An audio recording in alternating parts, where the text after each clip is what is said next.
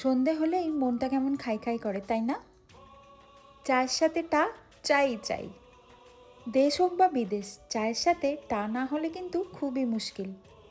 আজ থেকে আমি আমার চ্যানেলে শুরু করলাম একটা নতুন সিরিজ, প্রবাসে চায়ের সাথে টা।